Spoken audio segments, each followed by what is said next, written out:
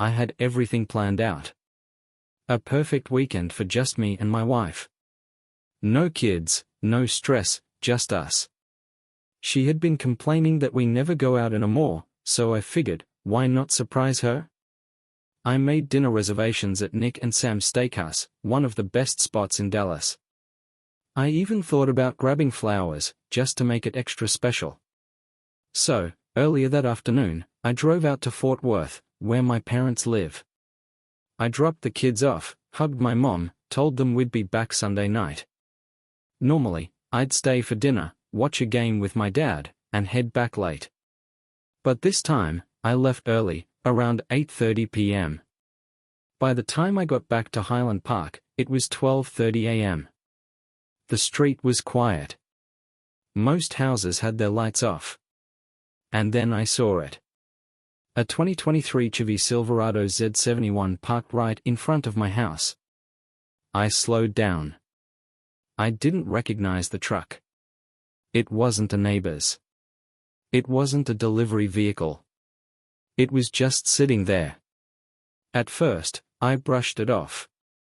Maybe someone visiting next door. Maybe nothing. But something didn't feel right. Instead of pulling into the driveway, I parked a few houses down. I wasn't sure why, I just didn't want to go in through the front. I wanted to catch her off guard.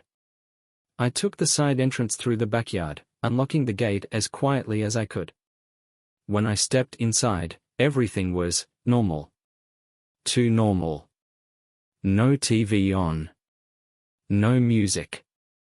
Just silence. And then, I heard it. A man's voice. And then, hers. Laughing. Whispering. A muffled moan. I stopped. My wife was not alone. I moved carefully, stepping toward the stairs. The light from the living room was on. The door was slightly open. I took out my iPhone 15 Pro. Turned on the camera. And hit record. I had to see it. I had to know. I lifted my phone just enough to get the right angle. And there she was. My wife. On the couch. With another man. She wasn't just cheating. She was comfortable. Relaxed. Like this wasn't even a big deal. And the worst part? She wasn't in a hurry. She knew exactly how much time she had. I didn't move. I couldn't. My hands clenched the phone so tight I thought I might crush it. I wasn't breathing. I wasn't thinking. I was just watching. Watching my wife with another man. In my home. On my couch. The way she touched him. The way she kissed him.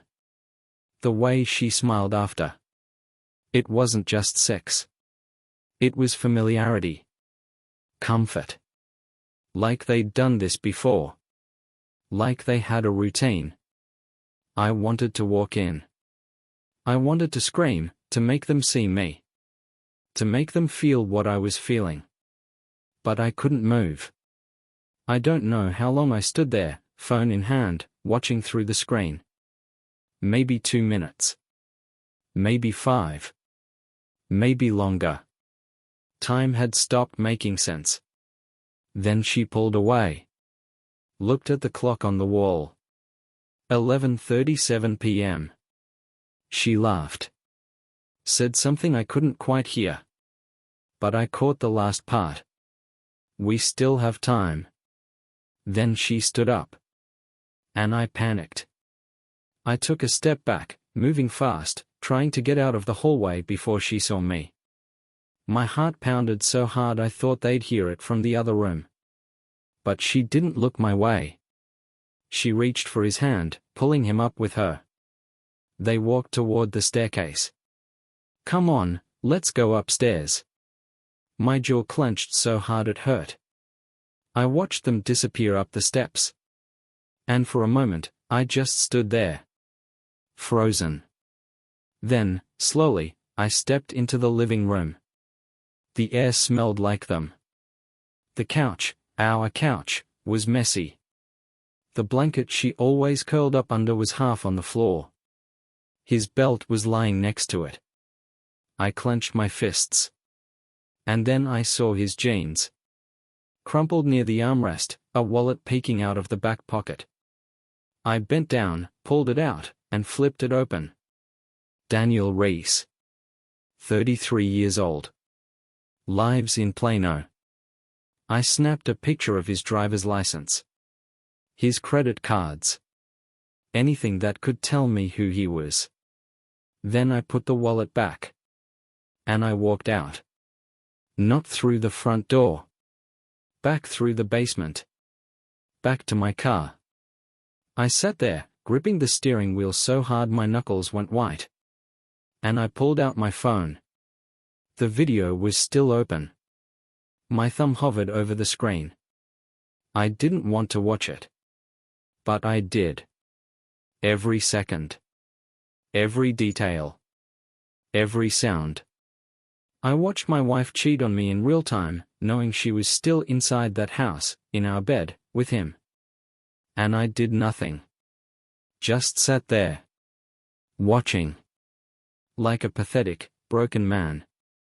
Like I wasn't even real anymore. I don't remember driving. 1 second, I was in the car. The next, I was pulling into the driveway. 12:46 a.m. The garage door rumbled open. I took a deep breath. Walked inside. She was still awake. She came around the corner, wearing her silk robe. Hair damp. Like she'd just showered. Like she was washing him off her. Her eyes widened. "Oh my God, you home early." I forced a smile. "Yeah. Thought I'd surprise you." She laughed, stepping closer. "That's so sweet." I was just about to take a bath. I swallowed the bile rising in my throat. "You want to grab a drink first?" I asked. She hesitated. Then smiled. "Of course. Let me grab the wine." I followed her into the kitchen, pretending not to notice the subtle tension in her movements. The way she glanced toward the stairs for a split second before opening the fridge.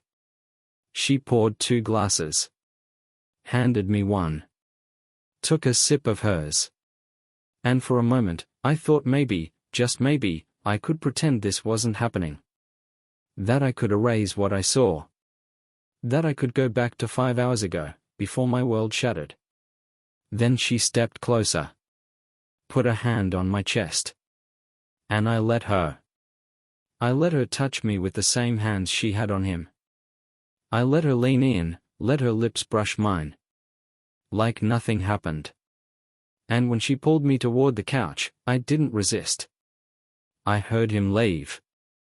I barely glanced toward the stairs, catching a glimpse of movement in my peripheral vision. A shadow slipping past the doorway. I could have stopped him. Could have turned my head. Could have walked over and confronted him right then and there. But I didn't. I let him go. And I let her continue. Like I wasn't destroyed inside. Like I wasn't breaking apart. Like I didn't just record the worst moment of my life. I woke up the next morning before the sun had even risen. Not because I wanted to. Because I couldn't not wake up. I hadn't slept.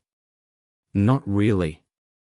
Just drifted in and out of some half-conscious state where my mind kept replaying the same images over and over again. The video. The way she kissed him. The way she pulled him toward our bedroom. The way I just let it happen. I got out of bed without waking her. Walked downstairs, grabbed my phone from the counter where I had left it the night before, and sat at the kitchen table. I stared at it for a long time. Then, almost on autopilot, I pressed play. It started the same way it always did. The low, breathy sounds. The movement. Her laughing. That was the part that killed me the most. Not the physical part. Not even the betrayal. But the joy. The fact that she was happy. Happier than I'd seen her in a long time. I don't know how long I sat there, watching, torturing myself. But eventually, I heard movement upstairs. The creak of the floorboards. Then footsteps down the stairs. I quickly locked my phone and put it face down on the table. She walked in, stretching, her silk robe loosely tied at the waist. "Morning," she said, smiling. I forced myself to nod. "Morning." She walked over to the coffee maker, poured herself a cup, then leaned against the counter, studying me. "You okay?" I looked at her. Really looked at her. She was glowing. Relaxed. At ease. Completely unaware of the war raging inside me. Or maybe she knew. Maybe she was just waiting for me to say something. I clenched my jaw. Looked away. "I'm fine," I muttered. She hesitated for a second, then shrugged, taking a sip of her coffee. "You were really quiet last night. Are you sure everything's okay?" I forced a smile. "Yeah. Just tired." That part, at least, was true. She nodded, seemingly satisfied, then walked over and pressed a kiss to my cheek. "I'll make us some breakfast." I could still feel the warmth of her lips against my skin as she turned toward the fridge. I swallowed the bile rising in my throat. She didn't deserve to be this comfortable. She didn't deserve to go about her morning like nothing had happened. Like she didn't just shatter our marriage. I gripped the edge of the table so hard my knuckles went white. I wanted to say something. I wanted to throw my phone onto the table, play the video, and force her to watch herself. But I didn't. Because I wasn't ready. Not yet. The day passed in a blur. I barely spoke. Barely ate.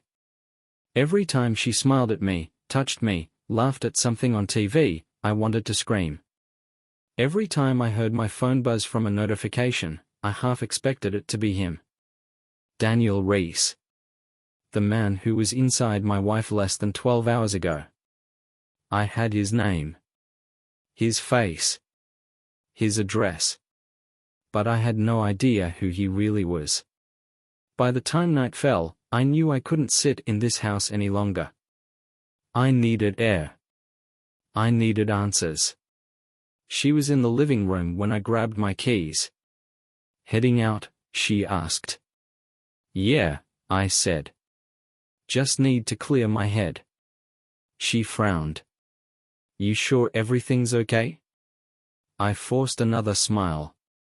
"Yeah." Then I walked out the door. And drove. His house was in Plano, Texas. A nice neighborhood. Quiet. Middle class. I parked down the street, gripping the steering wheel. I didn't know what I was doing. What I expected. To see him? To talk to him? To demand answers? All I knew was that I couldn't sit at home and pretend like this wasn't happening anymore. I needed something real. I needed to feel in control. I got out of the car and walked toward the house. The lights were on. I stood on the sidewalk, staring up at the front door. Then, before I could think better of it, I walked up the steps and rang the doorbell. Seconds passed. Then I heard footsteps. The door opened. And there he was. Daniel Reese.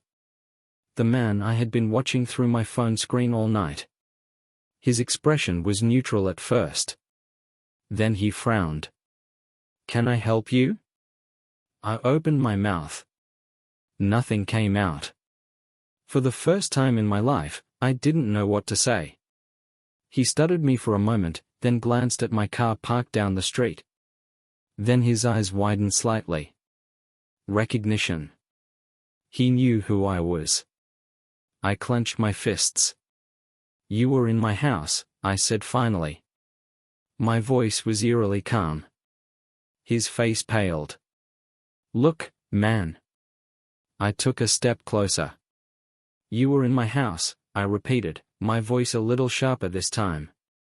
His Adam's apple bobbed as he swallowed. Look, I didn't know, okay? I didn't. Bullshit. He flinched. I took another step forward. How long? I asked. He didn't answer. I stepped even closer. How? Longitude? He exhaled sharply, rubbing the back of his neck. Then he looked at me. And for the first time, I saw the guilt in his eyes. A few months. My stomach twisted. A few months. She had been doing this for months. I felt the rage bubbling under my skin, clawing at my insides. But I didn't move. I didn't hit him. I didn't do anything. I just stared at him, letting the weight of his words sink in. A few months. And I never knew. I don't remember driving home. I don't remember stepping through the front door, or climbing the stairs to our bedroom. All I remember is sitting on the edge of the bed, staring at the floor. Her voice pulled me out of my thoughts. Hey, she said softly, sitting next to me. Where'd you go? I didn't answer. She placed a hand on my knee. Talk to me, babe. I looked at her. Really looked at her. The woman I had spent years building a life with. The mother of my children. And yet, as I stared into her eyes, she felt like a stranger. I forced myself to swallow. Then, in a voice that didn't even sound like my own, I asked, Do you love me? She blinked. Of course, I do. I studied her face. She looked almost confused. As if she had no idea what I was really asking. As if she wasn't hiding the biggest betrayal of my life. I clenched my jaw. Then I nodded. Okay. She smiled softly and leaned in to kiss me. I let her. Not because I wanted to. But because I needed to see. To feel. To understand how far she was willing to go to keep up the act. Her lips were soft. Familiar. Laced with lies. When she pulled away, she ran a hand through my hair and sighed. Babe, I don't know what's been going on with you lately, but I'm worried about you. I almost laughed. She was worried about me? She leaned her head against my shoulder. Maybe we should take a trip. Just the two of us. I felt my stomach turn. I wondered if she had taken a trip with him, too. I wondered if they had spent nights in hotel rooms together while I sat at home, completely oblivious. I forced myself to nod. Yeah. Maybe. She smiled again and kissed my cheek. Then she stood up and stretched. I'm exhausted. Let's get some sleep. I watched as she climbed into bed, pulling the covers over herself. I didn't move. I just sat there. Watching. Wondering. How long had I been sleeping next to a stranger? The next day, I went back to the video. Not because I needed to. Because I couldn't stop myself. Every time I looked at her, I felt like I was seeing two versions of her at once. The woman I thought I knew. And the woman in the video. I started noticing things I hadn't before. The way she laughed when she was with him. The way she didn't laugh like that with me. The way she touched him. The way she never touched me anymore. I sat there, watching, replaying, torturing myself. Then I noticed something. Something I had missed. Something that made my blood turn cold. It wasn't just the two of them in the video. There was a third person. A glimpse of someone leaving through the back door. I barely caught it. A shadow moving just out of frame. But it was there.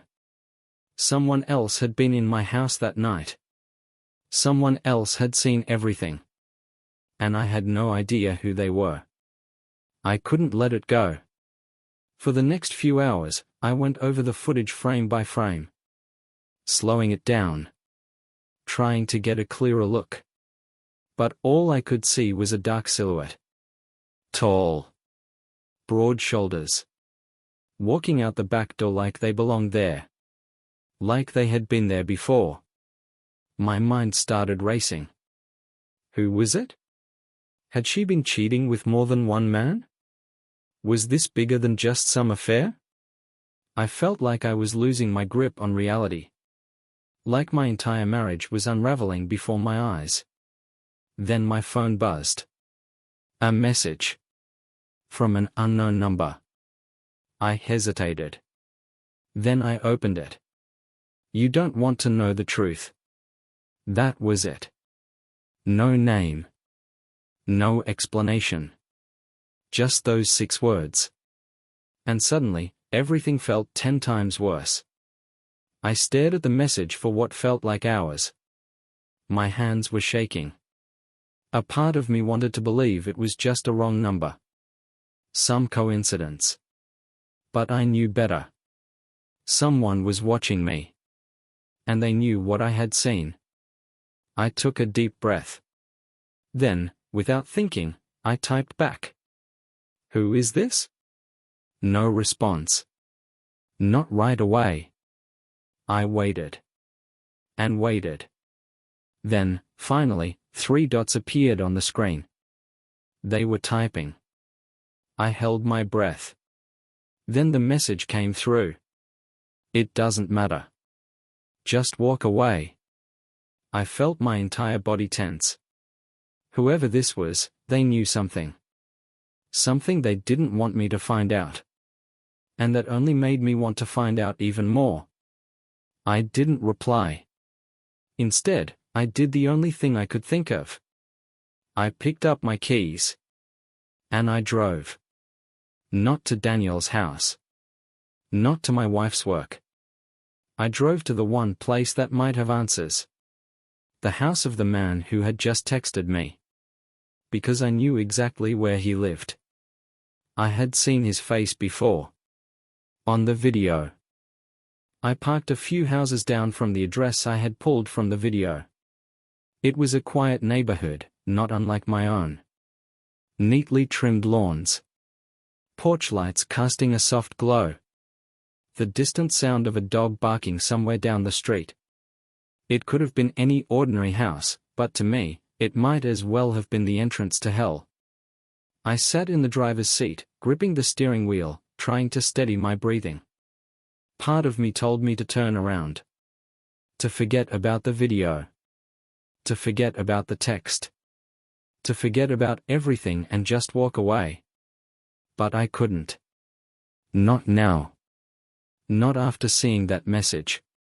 Someone was trying to scare me off. Which meant I was getting close to something they didn't want me to find. I needed answers. And the only way to get them was to knock on that door. I stepped out of the car and walked up to the house. Each step felt heavier than the last. There was a single porch light flickering above the door. I hesitated for a moment, then raised my hand and knocked. Silence. I knocked again. This time, I heard movement inside. Footsteps. Then the sound of locks being undone. The door opened just a crack. A man stood there, half hidden in the shadows. I recognized him instantly. The third man from the video. He stared at me for a long moment, then sighed and opened the door wider. Figured you'd show up, he muttered. I didn't respond. I just walked inside. The house was dimly lit. A single lamp in the corner. A stack of newspapers on the coffee table. A bottle of whiskey sitting half empty next to it. The man motioned for me to sit. I didn't. I got your message, I said. He rubbed a hand over his face. Yeah. Thought maybe it'd keep you away. Who are you? He let out a bitter chuckle. Not important.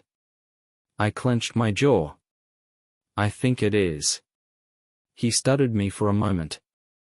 Then he nodded, almost to himself, and sank into the old leather armchair across from me. The name's Frank Holloway, he said. Do I know you? He shook his head. No. But I know her. The room suddenly felt smaller. Tighter. I stared at him, waiting for him to explain. He didn't. So I spoke first. How? He sighed, reaching for the bottle of whiskey. I shouldn't be telling you any of this, he muttered, pouring himself a drink. But he told me anyway. Turns out, Frank wasn't just some random guy. He had known my wife for years. Long before she and I had ever met. They had history. Something neither of them had ever mentioned to me. He leaned back in his chair, studying me. You ever wonder why she never talks about the years before she met you? I thought back. Tried to remember any stories she had told me about her past. There weren't many. I had always assumed it was just because she didn't like to dwell on the past. Now, I wasn't so sure. Frank took a slow sip of his drink. She's not who you think she is, he said. I felt something in my chest tighten. What do you mean? He exhaled through his nose. I mean, you're not the first guy she's done this to. I swallowed hard. I don't just mean cheating, either. I froze. For a long moment, I didn't speak. Then, finally, I forced myself to ask. What are you saying? Frank leaned forward. Lowered his voice. I'm saying, if I were you. He met my eyes. I'd get out before it's too late. The silence between us stretched. I felt like I was drowning in it. My mind was racing, trying to make sense of everything. Trying to piece together the woman I knew with the woman Frank was describing. I wanted to ask more. To demand answers.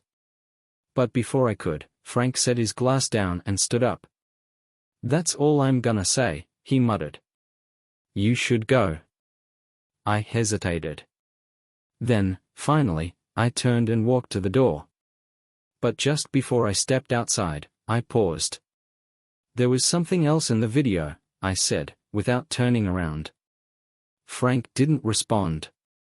I saw someone else leave, I continued. Through the back door. Still, nothing. So I turned to face him. And what I saw made my blood turn ice cold. Frank's face had gone pale. His hands clenched into fists at his sides. I took a slow step toward him. Who was it? I asked. Frank didn't answer. He just shook his head.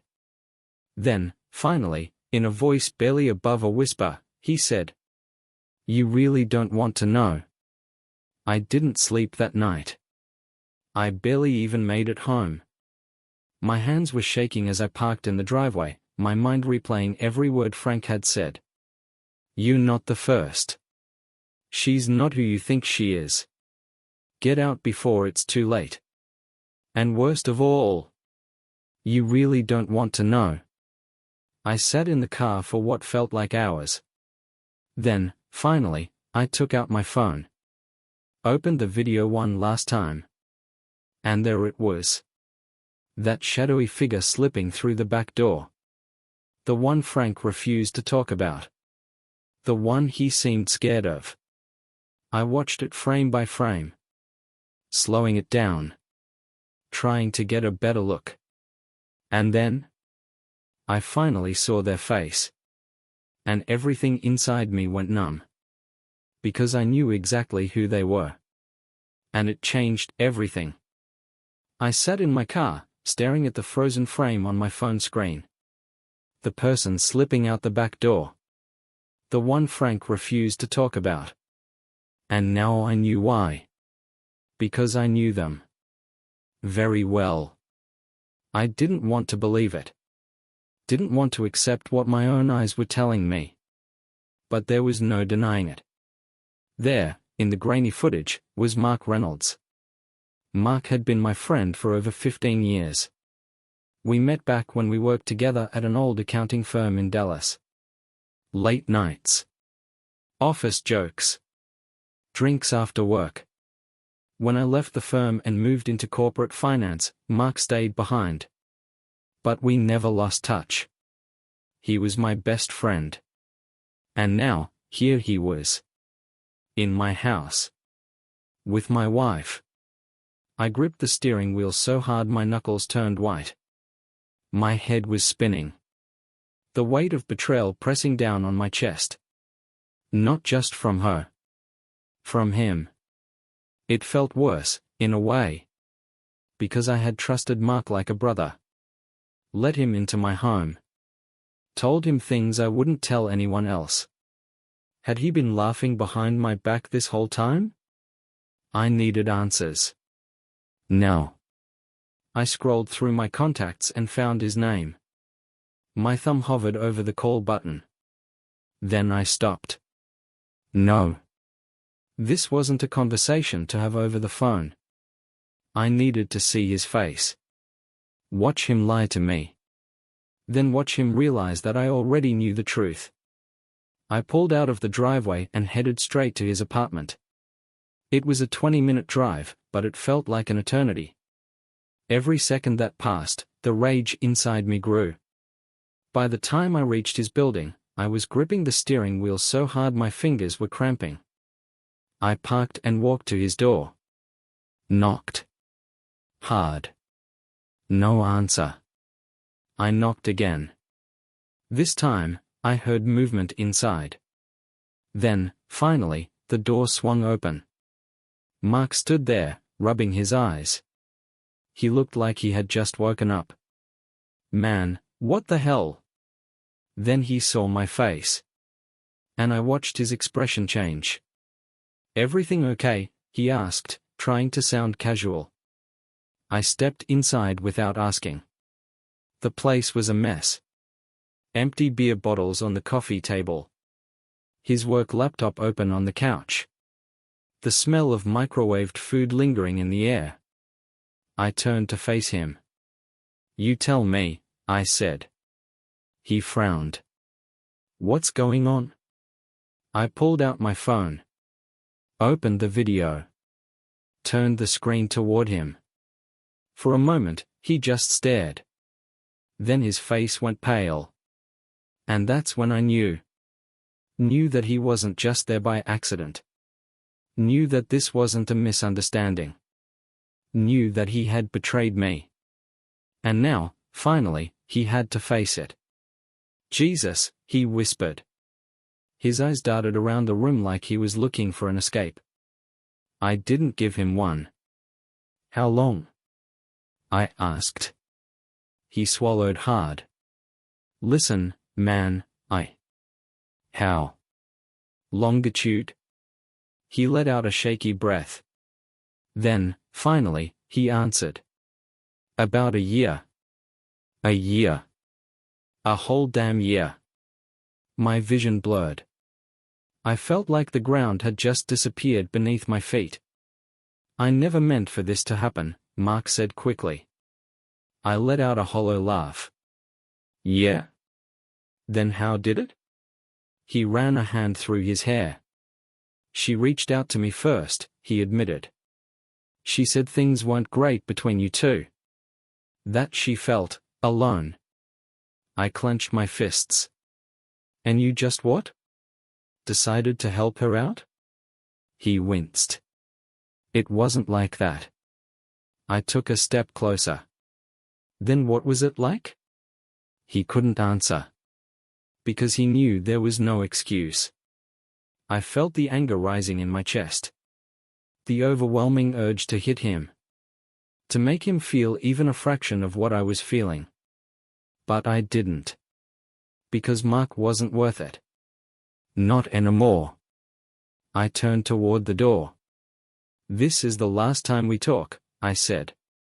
I meant it. Mark took a shaky breath. Look, I know I can't make this right, but. I cut him off. You don't get to talk anymore. Then I walked out. And I didn't look back. I drove for hours. Not going anywhere in particular.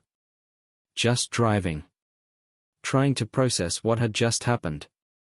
What I had just learned. My wife had been cheating on me for a year. With my best friend. And the worst part? They had no idea I knew. At least, not yet. But that was about to change. Because I wasn't just going to confront her. I was going to destroy her. And Mark? He wasn't getting off easy either. They had played me for a fool. But now? It was my turn. The night stretched on like an endless void. I drove for hours, the city lights blurring past as I replayed every moment in my mind. Every lie. Every excuse. Every time I had unknowingly been made a fool. By my wife. By my best friend. By the two people I had trusted the most. I wasn't sad anymore. I wasn't confused. I was done. And now? It was time to make them pay. I pulled into a 24-hour diner just outside of town. It was one of those places that looked like it hadn't changed in decades, faded booths, neon signs buzzing, the faint smell of burnt coffee hanging in the air. Perfect. I needed time to think. Time to plan. I grabbed a booth in the corner, ordered a black coffee, and pulled out my phone. The video was still on my screen. The proof of everything. I wasn't sure why, but I pressed play again. Maybe because watching it fueled the fire inside me. Maybe because I wanted to feel that anger. That rage. Because anger meant focus. And I needed to stay sharp for what came next. I scrolled through my contacts and found my lawyer's number. I had only met her once before, back when my company had handled a messy client dispute. But I remembered one thing about her. She was ruthless. I texted her. I need to talk. Urgent. Divorce related. Can you meet tomorrow? It was past 2 a.m., so I didn't expect a reply. But 30 seconds later, my phone buzzed. 9 a.m. My office. No later. That was all I needed to know. Tomorrow, I'd set the legal side in motion. But tonight? I still had work to do. I started making a list. A real list. Not just thoughts in my head. Actual plans. Step by step. By the time I finished my coffee, I had it. A blueprint for their downfall. Step 1, get my finances in order. Freezing joint accounts. Closing credit cards. Making sure she couldn't take me for a single dime more than the law allowed. Step 2, gather every piece of evidence. The video. Text messages if I could find them. Any trace of her betrayal that could work in my favor. Step 3, let the right people know. Her family. My family. Our friends. I wanted them all to see exactly who she was. Step 4, confront her. But not with anger. Not with shouting. I wanted her to feel something worse. I wanted her to feel powerless. Like I had felt. I wasn't just going to leave. I was going to leave her ruined. The sun was already creeping over the horizon by the time I got back home. I parked in the driveway and just sat there. The house was dark. Silent. Like nothing had changed. But everything had. Everything. I got out, walked up the steps, and unlocked the front door. The air inside felt different. Colder. Like the house itself knew what had happened here. What had been done to me. I walked through the kitchen, past the living room, the very place I had watched my world fall apart. I made my way upstairs. The bedroom door was slightly open. I could hear her breathing inside. Soft. Peaceful. Like she hadn't just shattered everything we built. I stepped inside.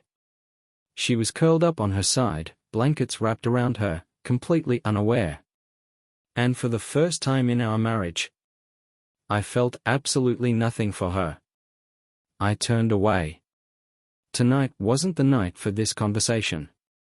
It would be soon. But not tonight. Tonight was about me. Taking back control. Taking the first step toward freedom. I grabbed a spare pillow and blanket from the closet and went to the guest room. I locked the door behind me. And for the first time in days, I actually got some sleep. The next morning, I was out the door before she even woke up. By 9 a.m., I was sitting across from my lawyer in her office, laying everything out on the table.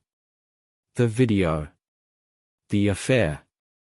The fact that it was with my best friend. She didn't react much. She just nodded, jotting things down, asking me direct questions. Then she looked up. "How far do you want to take this?"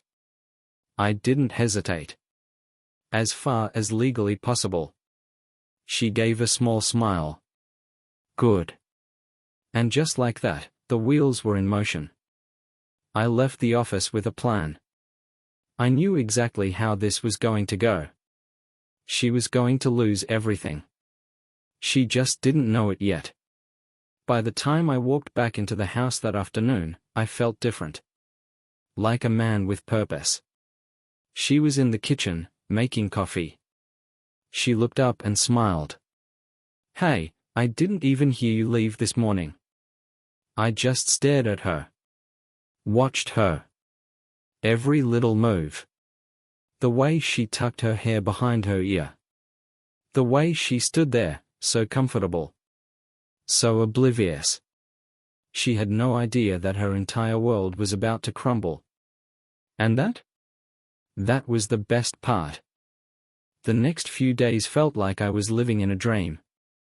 Not the kind you wake up from refreshed. The kind that drags you down. The kind that doesn't let you breathe. I had done everything right. I had spoken to my lawyer. I had secured my finances. I had started gathering every last piece of proof. And yet, every time I looked at my wife, I felt like I was losing my grip. Not because I still loved her. Not because I wanted to forgive her. But because she was still walking around like nothing had happened. Like she was still my wife. Like she still had the right to smile at me. To kiss me. To touch me. It was a sick joke. And I was done laughing. It was Thursday afternoon. I had finished work early and was sitting in my car, parked a few blocks away from our house. Just thinking. Staring at my phone. The video was still there. Still taking up space in my mind. I had tried to stop watching it. Tried to move past it. But every time I thought about letting it go, something pulled me back in. Like I needed it to stay angry. Like I needed it to stay sharp. Because if I stopped being angry, if I stopped feeling the weight of it all, maybe I'd start second-guessing myself. And I couldn't let that happen. I played it again. Just once.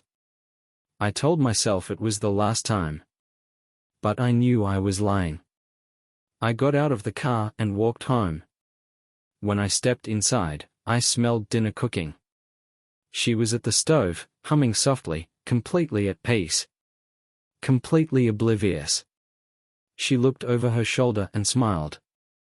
"You home early?" I didn't answer. She turned back to the stove. "We're having chicken parm." Thought I'd make something special.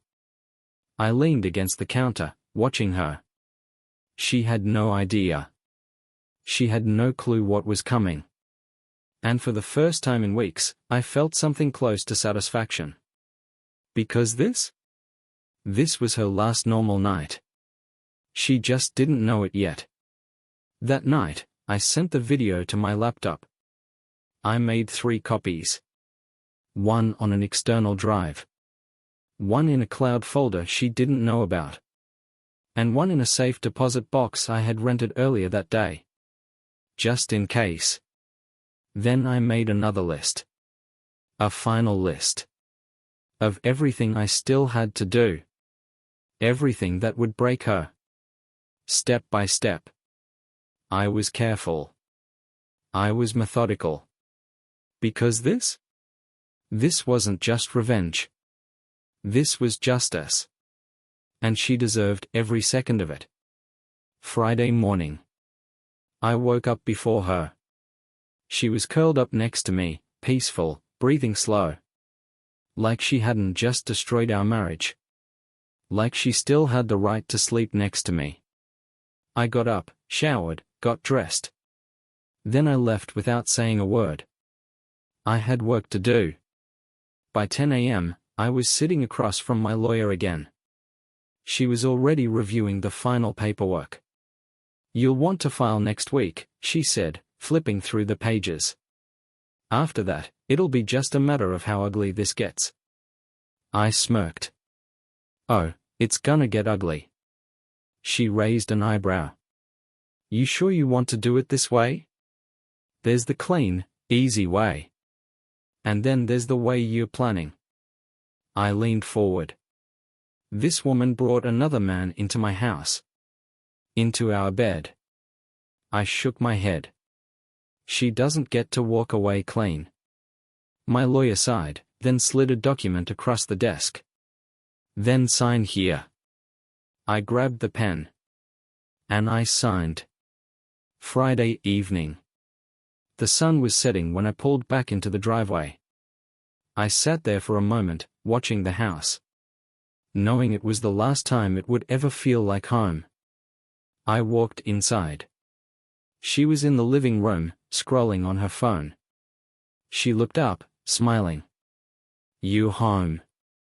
That smile. That fake, disgusting smile. It made me sick. I forced a nod. She stood up and stretched. "Wanna order in tonight?" "I don't feel like cooking." I stared at her. Then I smiled back. "Actually, I made plans." Her smile faltered. "Oh. Like, plans for both of us?" "No. Just me." I turned and walked toward the kitchen. She followed. "Okay, well, maybe we can do something tomorrow night?" I didn't answer. Didn't even look at her. Just poured myself a drink. She stood there, watching me. I could feel the tension starting to build. I could feel the shift. Good. I wanted her to feel uneasy. I wanted her to know something was coming. She took a deep breath. "Babe, is something wrong?" I finally turned to her. And I smiled. "Not yet." Then I walked upstairs. Left her standing there. Wondering. Doubting. And terrified. Because for the first time since this all started, she wasn't in control anymore. Friday night felt different. She could sense it. She wasn't stupid. Not completely. She knew something was coming. But she had no idea what. And that? That made it even better. I went upstairs and took a shower. Let the water run hot. I needed a clear head. Not because I was hesitating. Not because I was second-guessing. But because I wanted to enjoy this. I had been drowning for weeks. Not anymore. No. It was her turn. When I came back downstairs, she was sitting on the couch, legs crossed, scrolling through her phone. Acting casual. But her eyes kept flicking up at me. She was watching me. Trying to read me. trying to figure out why the air in the room felt different. I grabbed my keys from the counter. Her eyes followed the movement. "Where are you going?" "Out." A pause. Then a forced laugh. "Okay, out where? Does it matter?" I watched her reaction. The slight shift in her expression. The flash of something behind her eyes. That tiny, subtle moment where she started to worry. She didn't know where I was going. She didn't know what I knew. And she hated that. Good. She deserved it. She deserved worse. I stepped out into the night. Left her sitting there. Alone. Wondering. Doubting. Spiraling. I had no doubt she'd spend the next few hours trying to piece together the puzzle. Trying to figure out where I was, what I was doing. She'd go through my things. She'd check my laptop. She'd try to find the cracks. She wouldn't. Because I had planned for this. Planned for everything. I didn't go far. Just a few miles across town. I needed to see something. I parked outside an apartment complex. Sat there for a few minutes. Then, I got out. Walked to the building. Took the elevator up to the 3rd floor. I knew exactly where I was going. Knew exactly who I was looking for. Because I had spent the last week tracking him down. Researching. Digging. And now? Now, I stood outside his door. The man from the video. The man who thought he got away. The man who thought I was clueless. I knocked. A few seconds later, the door cracked open. And there he was. For the first time, face to face. His eyes flicked up, taking me in. He didn't recognize me. Not at first. Not until I spoke. "We need to talk." And just like that? He knew. He swallowed. Glanced over his shoulder. Like he was hoping for an escape. Like he was hoping he was wrong. He wasn't. "Ah. I don't. Don't lie to me." His face paled. I took a step forward. He took a step back. Good. He should be afraid. Because I wasn't just some betrayed husband. I wasn't some weak, pathetic man who was going to break down and beg for explanations. I was so much worse. He finally stepped back, opening the door wider. I walked in. His apartment was small, cluttered. But I didn't care. I wasn't here for a tour. I was here for closure. For control. For revenge. I turned to face him. He was watching me, tense. Waiting. Trying to figure out what I was going to do. I let the silence stretch. Let him sit in his own fear. Then, finally, I spoke. "You know who I am." A beat. Then a slow nod. I stepped closer. Lowered my voice. "You know what you did." His throat bobbed. I didn't. "Shut up." He shut up. I pulled out my phone. Tapped the screen. Turned it toward him. The video played. And I watched him break. His breathing got shallow. His hands clenched at his sides. He couldn't look away. Good. He needed to see it. Needed to face it. I let it play for a few seconds, then I paused it. Looked him dead in the eye. "You think I'm just gonna let this go?" He shook his head quickly. "No, man, I didn't know she was married, I laughed. Short. Sharp. "Don't insult me." His mouth opened. Then closed. He knew better now. Knew there was no way out of this. I stepped back. Put my phone away. Let him breathe. For now. Because this was just the beginning. I turned to leave. But before I did, I gave him one last look. And I smiled. See you soon.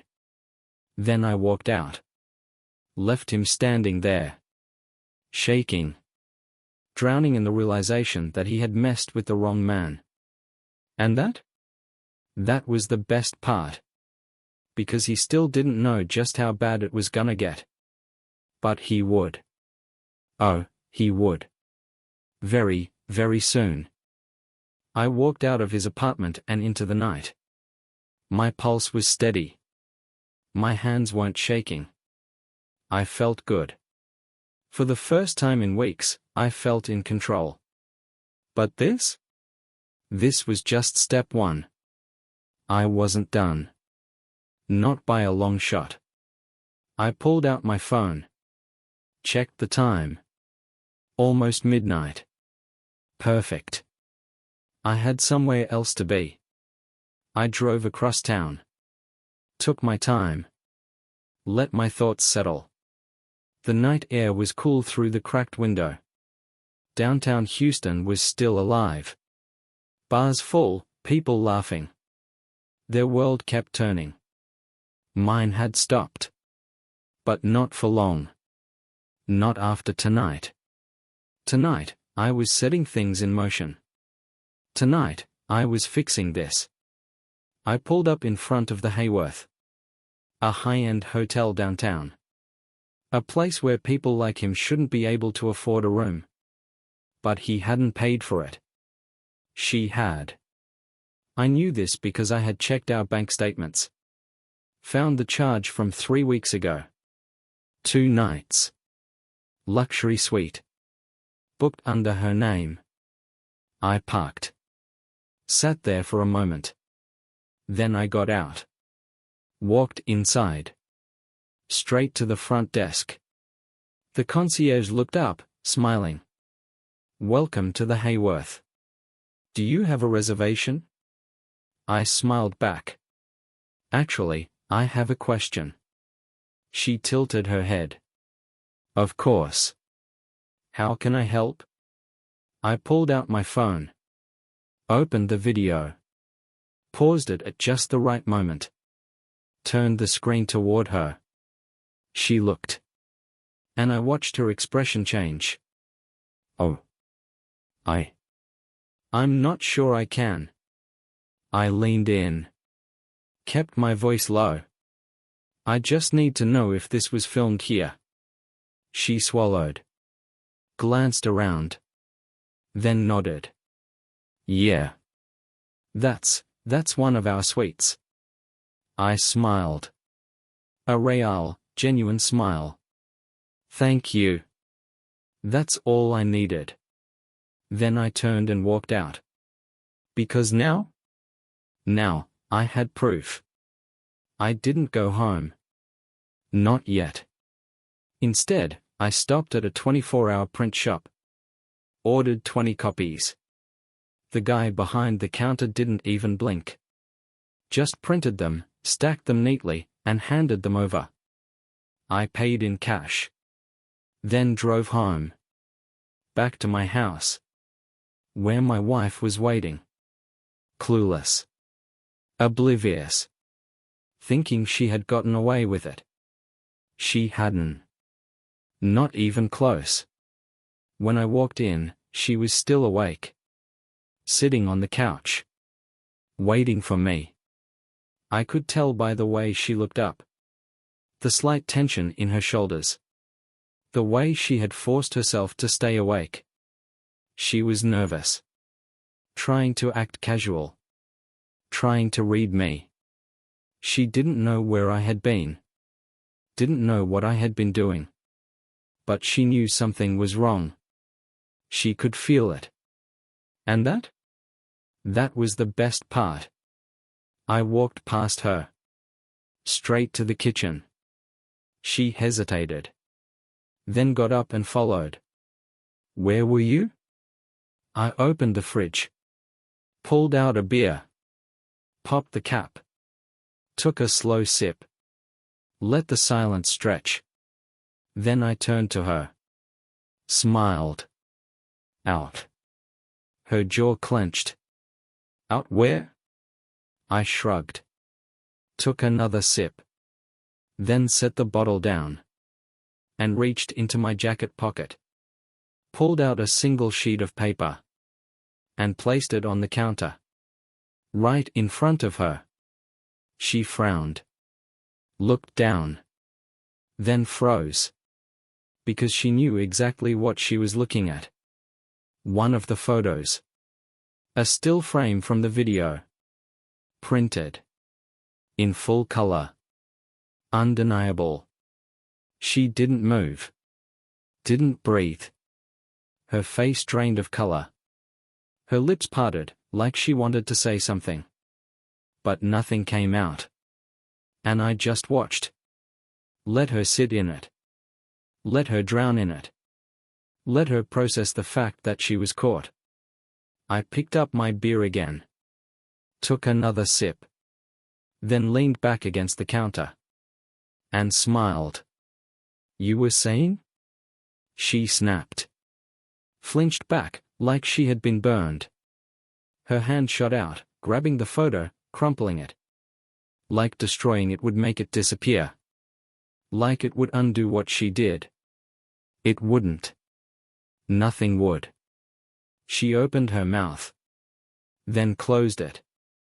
Then opened it again. I cut her off. Don't speak. She shut up. I leaned in. Dropped my voice to a whisper. Don't lie. Don't beg. Don't insult me. Her eyes were wide. Filling with tears. Fake tears. Crocodile tears. I wasn't falling for it. Not this time. Not ever again. I reached into my pocket. Pulled out another photo. Slid it across the counter. Then another. Then another. One by one. Each one worse than the last. She choked. Her hands trembled. She shook her head. It's not. I laughed. Sharp. Cold. Not what it looks like. I leaned in closer. Watched her flinch. Then I whispered. You should be worried about what happens next. And then? Then I walked away. Leaving her standing there. With the proof of her betrayal scattered across the counter. And that? That was just the beginning.